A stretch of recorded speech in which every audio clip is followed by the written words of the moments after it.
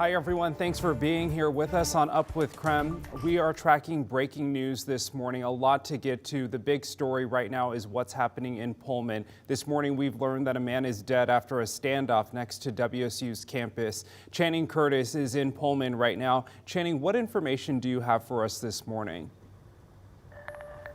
Yeah, Tim, we actually just heard from the Pullman chief of police literally just moments ago, who gave us a slight update on the situation. So now we did learn that around 8:37 last night, police received a phone call from actually this apartment complex right behind us. And they didn't tell us who called, but we do know that a man in his 30s was threatening to harm his roommates. So at that time, police did respond. They were able to get those two roommates out safely. We're told that they're doing fine at this time, but we're also told that a member of the SWAT unit did shoot and kill that 30-year-old suspect who was threatening to harm his roommates.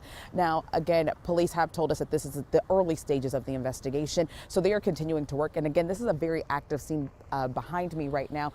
While we just got here at this area, we saw another couple of police cars who pulled up from Pullman Police, but we're also told that Washington State police are actually on their way as well. They're the ones who actually have to clear this scene. As you can see, there's still a lot of crime tape, and this section of the street right near Stadium Way is still closed off. Traffic is being slightly rerouted, but it's not a major impact to traffic in the area just yet. There's just a few lanes that are closed, and people are taking the slight detour in the area as well. So now we're going to continue gathering more information for you all and try and speak to some students here who are impacted, because of course this is late in the semester. I'm sure a lot of people have finals and those late classes to get to, or early classes rather, to get to this morning. So we're going to continue gathering the latest information, and we'll share that with you all morning long here on Up with KREM.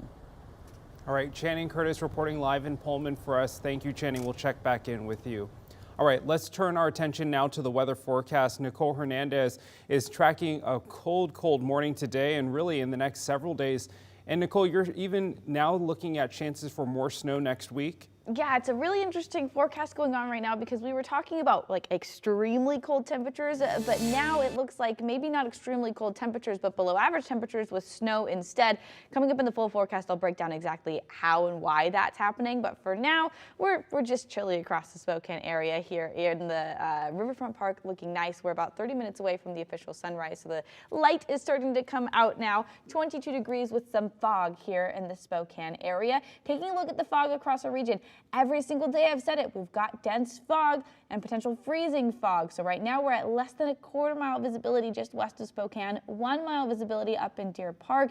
Spokane and Coeur d'Alene Central are actually pretty good for visibility this morning. Down in Pullman though, just 2.5 miles visibility and quarter-mile visibility in Tri-Cities and Walla Walla. Moses Lake this morning not having some trouble tracking, so we are not quite sure, but the National Weather Service does say Moses Lake is in that spot for dense fog. You can see these are the dense fog advisories that are in place across parts of our region. These should expire by 11 a.m. today. Besides the fog, we are looking pretty clear across the region right now, just with a little bit of cloud cover if you're not under the fog. And then looking forward to the day and tomorrow, just a few potential small insignificant flurries with partial cloud cover. Well, this morning we do have one school delay to report to you. Genesee School District on a 2-hour delay with no breakfast program this morning. So, of course, we'll keep you updated on any other school delays or closings right here on Up with KREM. Police are still looking for a suspect in the murder of 4 University of Idaho students, and it's been 3 weeks since authorities have held a press conference allowing us to ask questions. Families continue to be frustrated by the lack of information, but as KREM 2's Kyle Simchuk reports, one of them has now hired an attorney.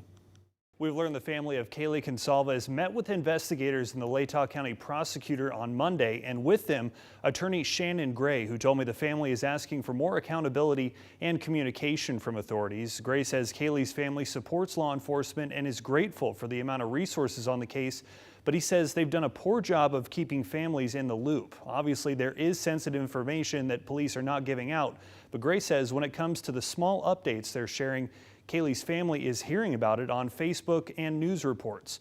During our interview tonight, Gray said another point of frustration is the fact that investigators haven't really interviewed Kaylee's family throughout the course of the investigation. You know, they just recently, I think, interviewed some of the families, but the Gonzalez family has never, they've given them a questionnaire to fill out about some information, but they haven't sat down with them and asked them questions about I think a lot of questions that they should have been asking a long time ago. The family is probably the most important piece of information you can get about the habits of the individuals that were involved. Gray says Kaylee's family is also upset with the rumors and conspiracies being spread online. During the start of the investigation, we heard some conflicting statements from officials that had to be walked back. Moscow police are still asking people to remain vigilant and to report any tips or suspicious activity. In the studio, Kyle Simchuk, KREM 2 News. A man accused of killing a woman in a North Spokane road rage incident begins his trial this week. Now, we heard from that woman's boyfriend in court yesterday. Richard Huff was arrested last May on second-degree murder charges. He says he shot the woman in self-defense, claiming she was armed with a knife and threatened to cut him. Police never found the knife on the scene. However, they later learned the victim's boyfriend, Anthony Olson, took the putty knife she had before he left the scene. In his testimony, Olson described what he saw after the woman got out of the car to confront Huff. They were arguing, and I heard a pop, and I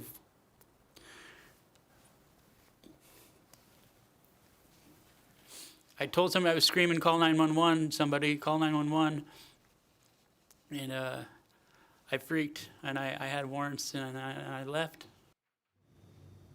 He also told the jury he did in fact slam on his brakes while driving in front of Huff's car. Olson says he did it on purpose to make them mad.